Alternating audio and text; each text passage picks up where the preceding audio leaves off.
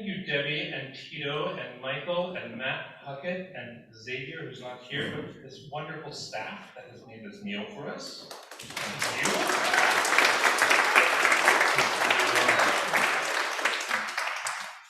And thanks to this wonderful group of musicians that is here with us this morning. Great. So this morning I come to you with several aims in one hopefully shorter sermon, which is one part congregational meeting. I'm going to give you a couple updates. So Catherine is here this morning as well. Catherine, good morning. We decided that I would be bad cop today. Catherine is good cop. So praise goes to Catherine. To-do lists come to me. We're going to talk about stewardship. Some of you have already been talking about it. We're going to talk about it some more. We're going to talk about that scripture that we just heard about. And we're going to talk about the life of this church, which, like Tabitha, is alive indeed. When we last met in a congregational meeting way back this winter, we told you about a potential school partner that was very interested in coming in and shacking up with us and using a lot of our space and contributing the revenue that we need in order to keep our budgets afloat, the roof up where the roof should be, and the bricks vertical in the front of the building. That school partner's plan with us was great and exciting, and still is. Part of their plan, however, is that they need to sell their building, their current building. As many of you know who are dealing with residential or commercial real estate, that's no easy feat at this moment. So they're having trouble getting rid of their building, which means it's not the right time for them to be moving into our building. And if you know anything about schools in New York City, or if you're just an avid New York Times reader, you know that private school enrollment is about 10% down across the city, and the public school system is a little bit higher. Schools across the city have shrunk over these pandemic years. So the big buildings that we use to house all these children that cannot shrink quite as easily are having a difficult moment. This is just a moment. We will get through it. But it's difficult for us at this particular time as we look to many ways forward. So the school is not off the table, but they've faded to the back burner. Now our able and wonderful and ever hopeful task force, our standing meeting each week is actually called West End Lives in Hope. It's led by Margaret Tobin, Steve Camborzornet, Carmita Padilla, Catherine Trapko, me. We live in hope every week, and we live in hope with our real estate brokers, some great marketing folks, support from the central office, and we live in hope because tours continue to happen in the building, and we have 2 new dance partners right now. One, we've gone several rounds with and are very excited about where it is moving. It is a high-profile dance company here in our city. A name that you all would recognize and that I'm not going to share because you all would know it. We are also negotiating with a new potential partner, and this is a for-profit school that is looking for space. They just came through and that process is moving quickly. So we have options. We're not out of options. But we don't have options on the table today. We don't have a deal signed. And as you know, our financial year ends on June 30th, so we're not looking at options that are starting to pay rent on July 1st, the first day of FY25. We're taking a longer-term view to our sustainability, and across Collegiate we are doing this as well, and that is because of this moment of economic forces in our city. The decline in real estate, the rising costs of everything, how workers are returning and not returning to their offices, all of these things play into the 37,000 square feet of usable space we have in these 3 buildings, which together comprise West End Church. And so we live in hope, and we are continuing to move forward, but I do not have anything solid to report to you about how next year is going to work. What I can report on to you, what I can tell you I know, is what has happened. I'm better with the past than with predicting the future. Here at West End, that has been so very, very alive this spring. We've had a very busy spring. Many of you know this. Every single Sunday since March 31st, we have had programming and have tried some element of something new every Sunday. Beginning with Palm Sunday, the joyful singing of young people again. A young people's choir. 3 or 4 strong, but they are mighty young women.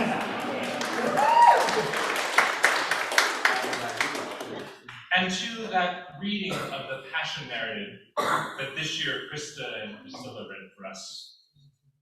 Perhaps the only time in the year where we get to sink into Scripture and hear the whole Megillah, the whole scroll, the whole story from start to finish.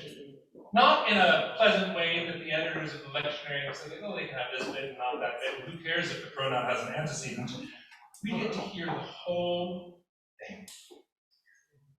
And its weight settles on us for that week. In person, Maundy Thursday and Good Friday services for the first time in 4 years.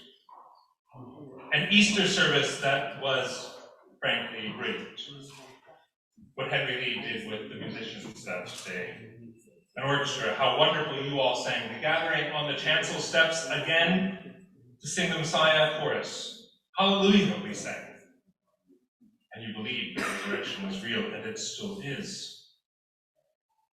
We hosted another annual Crime Victims Vigil.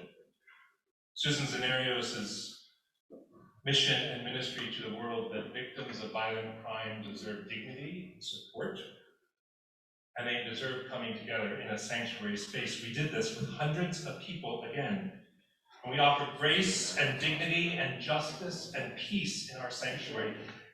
This is what sanctuaries are for, friends. This is what that space is for.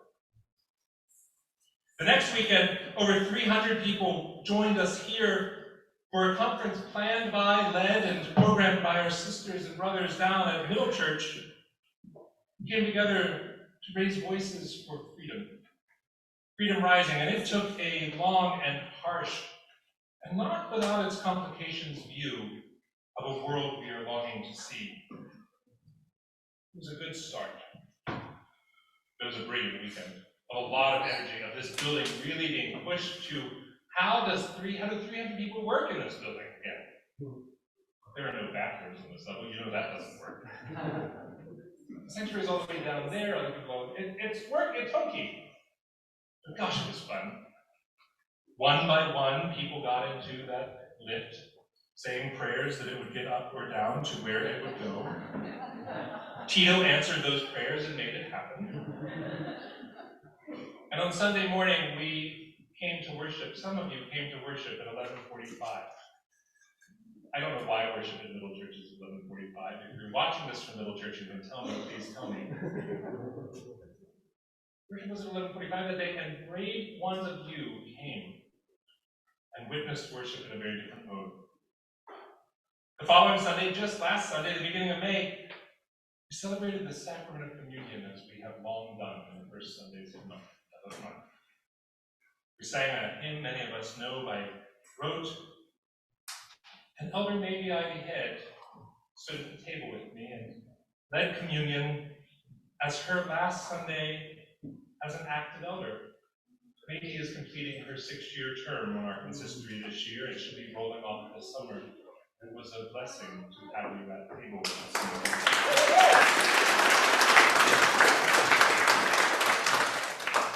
Today, Mother's Day, brunch.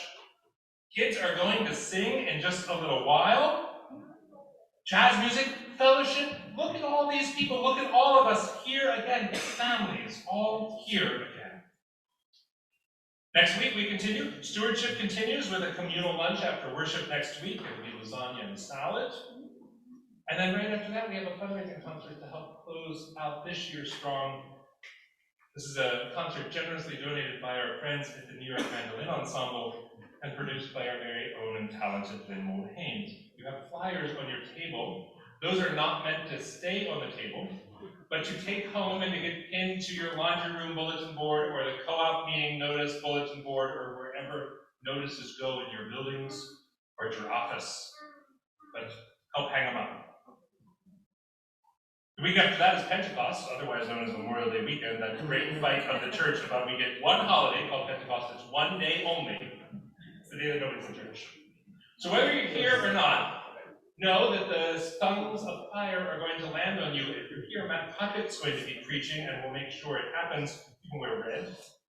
The first weekend in June, just to continue on with still doing things, first weekend in June, another afternoon concert, this time back under Henry Lee's baton, the spring concert of our amazing West End Community Choir. A community choir. Long wanted, maybe long ago had, for so many years resisted. Back, free, and doing such good work of building the community outside of these walls, bringing them into these walls, singing with us on Sunday mornings. They had a wonderful Christmas concert with us, and then we sang carols. And this time they're going to have a wonderful concert, and I don't know what else we're going to do because Henry's at home spending time with his baby for another week. But he'll tell me when he gets back. And then we're in the middle of June, and we'll celebrate Juneteenth. We'll honor some fathers and those who fathered things into existence. And then at the end of June, we'll once again gather at tables. We'll have a big celebration. We hope that kids are all here with us that day too for LGBTQ Pride Sunday. The days are hastening on. There is plenty to do every Sunday. Our church is alive. Every Sunday you can walk in here and see that it is alive. Now other things are very much alive too. Tuesday Table has moved back inside. Our Meals to Go program that has sustained us and hundreds of people through the pandemic week in and week out now has an option to eat inside. Bill Ellison is bringing music back to the inside of that. Our volunteers are expanding their time in order to both package meals and serve food. And on May 22nd, we're joining forces with our friends up at St. Paul and St. Andrew, who throughout these past several months have become one of the centers of refuge for migrants arriving to our city. And every Monday morning, they serve about 250 people who need basic things like toothpaste and shoes because they've walked so very long. They need food, they need social work help. St. Paul and St. Andrews is doing all that, and on Monday the 22nd, Debbie and whoever else wants to volunteer, cooking up big pans of breakfast food, and we're going up there and serve 250 hot meals for breakfast. It's Monday the 22nd. Last Thursday, just a few days ago, a group of us concluded a year-long seminar. We did a thing for a whole year. We had a seminar called Faith in Man Books that many of you joined, and where together we read 6 books that are most commonly on the banned books list across school districts in this country. We read 2 classics that everybody identified as classics. We read one classic that some of us identify as classic and some of us a little bit older, called contemporary. Then we read 3 books that everybody unilaterally identified as contemporary. We read books by white writers and black writers and Latino writers. We read books by men and women and trans folks. We learned something about ourselves each time. And in Thursday night's conversation, after discussing To Kill a Mockingbird, which frankly we should be discussing for like the next 3 weeks, we talked about what it is that our faith can learn from reading these books. One of you very wisely said, I never knew I could understand or get into the life of a Latino kid who lives in Seattle, Washington, who mows lawns. But now I do. Another one of you very wisely said, this has been a series of getting into the lives of the other. And then we said, how do we get into Scripture? Together, this group talked about how we can get into our stories, the sacred ones that have 2,000 years of staying power, and who it is that we can pay attention to in those stories, who it is that we're taught to ignore in those stories, and who it is that are actually making those stories happen. How can we read our story as the faith in a banned book? Bibles, too, have been banned and burned across time and across the world. Looking towards the summer, Matt Puckett, Krista Scott Reed, Cambridge Lynch, if you want to join them, they need more friends. They've joined forces as a planning committee for a midsummer block party. Mark your calendars, Wednesday, July 12th. Beginning at 5 o'clock, we're closing down West 77th Street. The complaints from the neighbors will start on Thursday morning. They'll come to my office. But I'm going to be on vacation, so good for them. There'll be music, and there'll be games, and there'll be food, and there'll be merriment. And for all of you who tell me, well, we used to close down 77th Street and have volleyball. There may even be volleyball. I'm looking at summer dates for when we're going to do another 4-evening, week-long summer teaching series. Henry and Matt are figuring out what to do with our young people over the summer. It looks a lot like going to movies in the park. Parents talk to them about what you need and when. Daniela Groscheider, who is not with us today, has a new book out. I don't know if any of you have seen this or if you've been to the Met to see it, but it's part of the Met series, How to Read, and this one is How to Read European Decorative Arts. She's curated an exhibit to go along with the book, and Danielle and I are going back and forth with dates right now for us to have a West End night Met. Go over and see the show and have a glass of wine on the terrace. The work of the collegiate church keeps our elders and deacons very busy. The work of this church keeps our incredible staff very busy. I've already named them. I thank them. I hope they know that. And also here in the building, some of you know that as we at Collegiate get ourselves to the right size house that we haven't been living in a very long time, we've closed what I love all of you affectionately refer to as the downtown office, the one that was in Midtown on 44th Street. That office closed last year. We got rid of that lease. And so some of our central staff functions have moved here. So in addition to the West End staff, if you're here during Monday through Friday, you may run into our HR payroll processing administrator, Rosanna Marcelino, who has spent more years and knows where everybody is buried at Collegiate. You may also run into Anna Davis, a wonderful chief of staff to Stan and senior strategist who really works to keep consistory and the officers together. All of this is to say is that West End, just like that scripture Cambridge read, is very, very much alive. And I'm saying this again because it is not true in all churches. It is not true in all churches in our city. It is certainly not true in all churches in our country. And there are times when we might question it here at West End if we're honest. If we're honest. If 2 a.m. wakes us up when a real estate deal falls through, as I know it does some of us. If we don't have a church as full as it was, well, whenever you think it was full. If we're honest, is this church alive? We can ask these questions and we can ask it faithfully. And it's a good thing to ask faithfully because God has given us a 37,000 square foot building that has been beautifully and lovingly maintained and sustained for 130 years. And that is our responsibility to steward. And if we are not using it, if it is not full and bursting with life, if it is not looking alive day in and day out, if it is just a museum that our neighbors across the street get to look at that lovely church as if it's a postcard. But complaint calls come in when I ring the bell tower. I'm not kidding. And more complaint calls come in when we serve people food, or God forbid, have people sitting on church steps. I will make the point that this is Thomas Wren's entire point of why churches have steps. It goes back hundreds of years. Look at your architectural history. Churches have steps because people need places to sit. Across the city, across the world, across the country, not all churches are alive.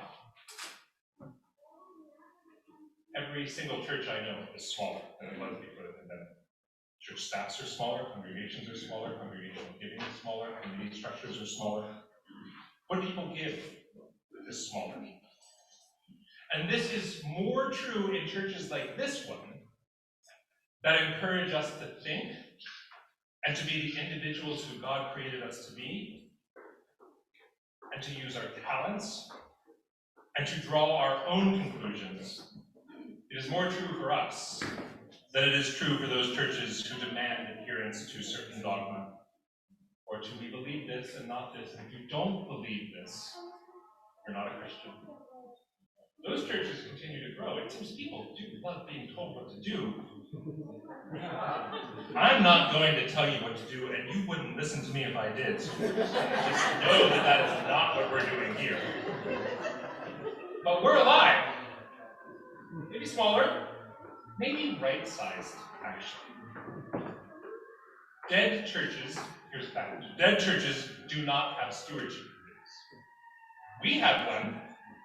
Lynn, Carrie, Winnie, Barbara, Paul, Matt, our friends at Vandersall, Mika, Ray, and Matt, they are a stewardship committee. They've been meeting for a couple months. They've started their work. You have some work on your tables, and they've been joined by some other friends, by Susan and Carmita and Marilyn, who have been talking about the work of stewardship. And since Easter, they've been working on the first phase of the campaign for this year. This is a campaign for next financial year. It begins gifts to be made after July 1st. Right now, we are still closing FY23. It closes on June 30th. And on July 1st, offers all get set back to zero. We don't have a tenant. We don't have a lot of income that normally we have from rental. We don't know where that's going to come. It will come. There is faith, and there is good work being done. And we do have an endowment, a local endowment, which can be carefully guarded, used for rainy days like this. But what we know we have are all of you. We count on all of you. So since Easter, the Stewardship Committee and this extended Stewardship Committee have been working on what we've been calling the first phase of the campaign, the individual campaign. Many of you have had a member of the Stewardship Committee come and talk to you. And they've talked to you about what you've given in the past and talked to you about what you might give going forward, and they've told you that you can do it online, or they've told you that there'll be pledge cards in person. They've been nagging you and talking to you, and you've said things like, oh, don't worry, I'll do something. And that's great, really, really good. And we have had a response somewhere. Matt Bucket has given me a piece of paper. We've had a response that so far, oh, I don't like those numbers. I don't like those numbers, I'm not going to tell you them. Those numbers need to be better before I start talking to you about them. Today, we turn from this individual phase into what our committee is calling the congregational phase. And this is a chance where, starting at the base of the pyramid or the center of the circle, we started to expand out. The first people to give were the Stewardship Committee when they were trained with how to come and ask people to give. I pledged at that moment as well. Patrick and I pledged at that moment as well. The next people who pledged were your consistory. All 10 of your elected leaders have also pledged. And then others of you, stalwarts. Those of you that were raised in good churches to whom I'm forever grateful, who told you how to tithe. You do that. Well done. And now we start talking to each other about what we're going to do and what we're going to give, and to each other about how we are going to show day after day after day how we are alive, and in order to show the world that we are alive. Welcome, Wendy. Wendy, get some food. Don't let your mother walk.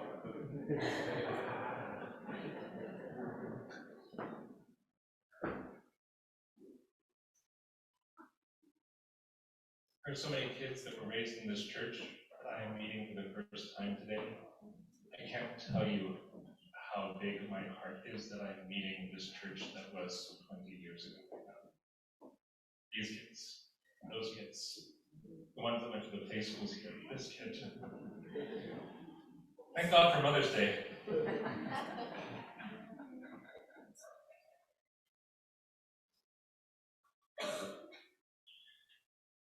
Some folks are not here that we remember, and we wonder, where is she?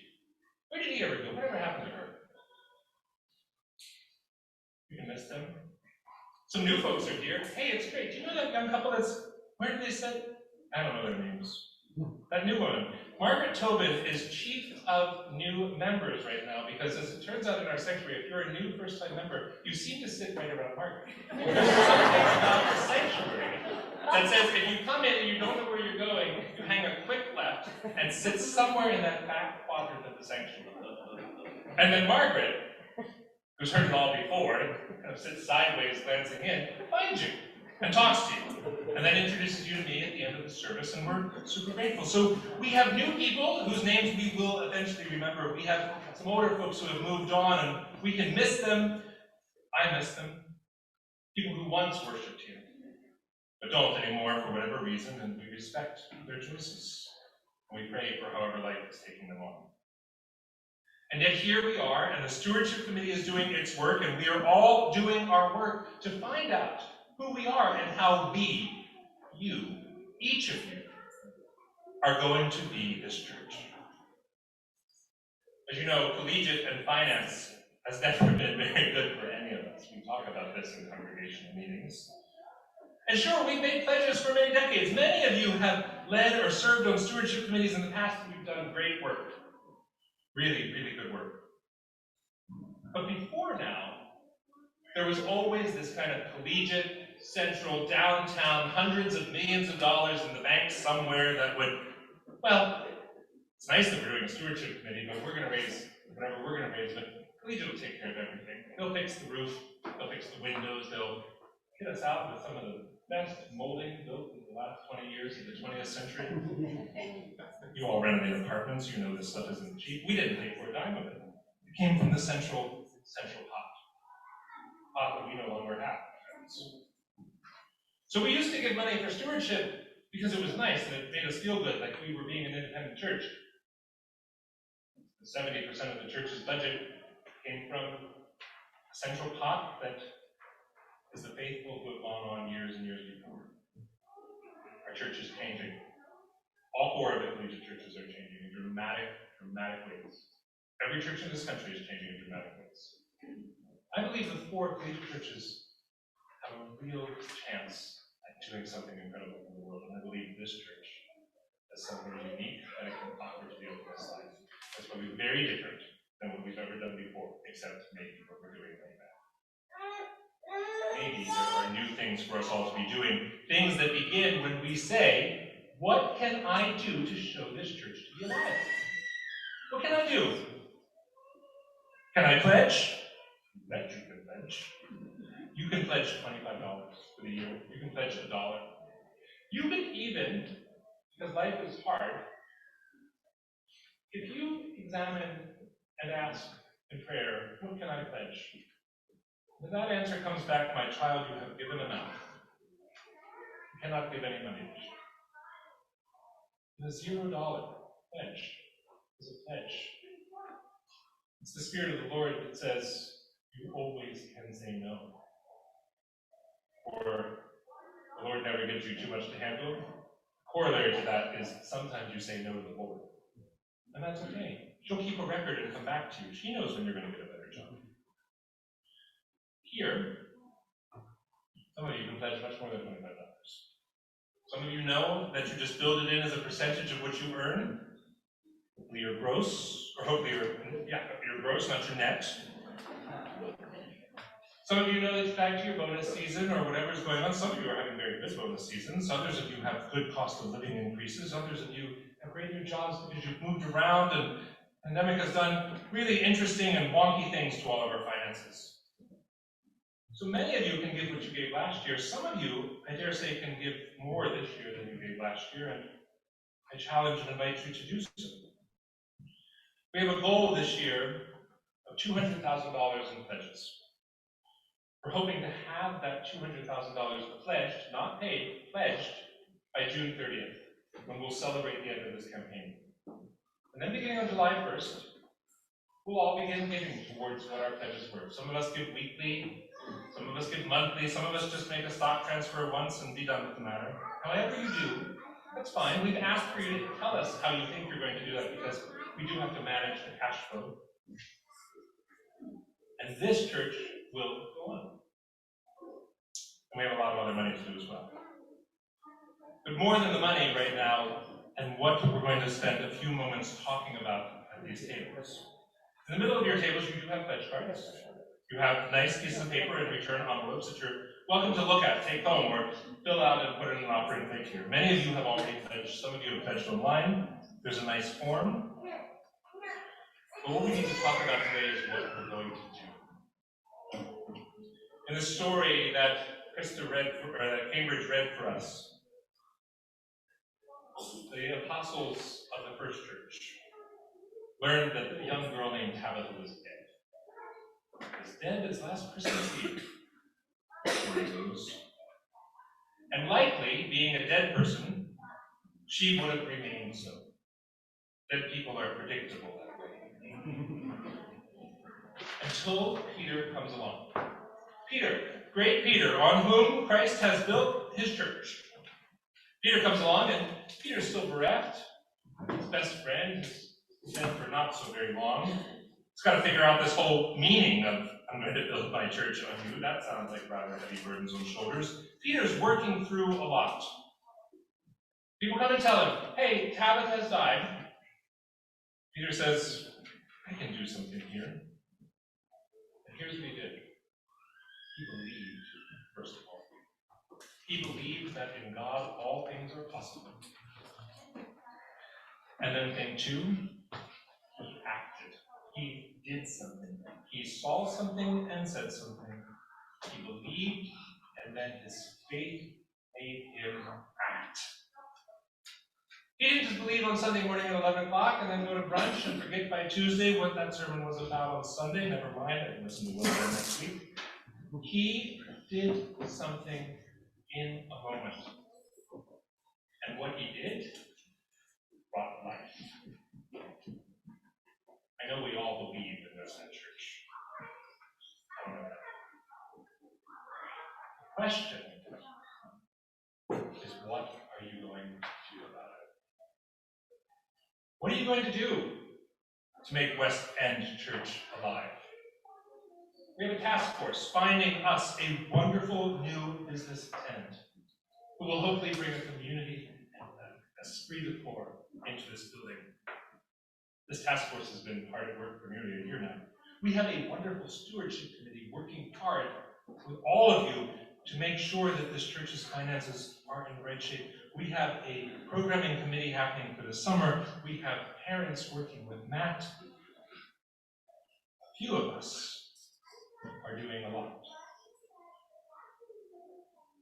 Over to you, church. What are you going to do to make West End alive?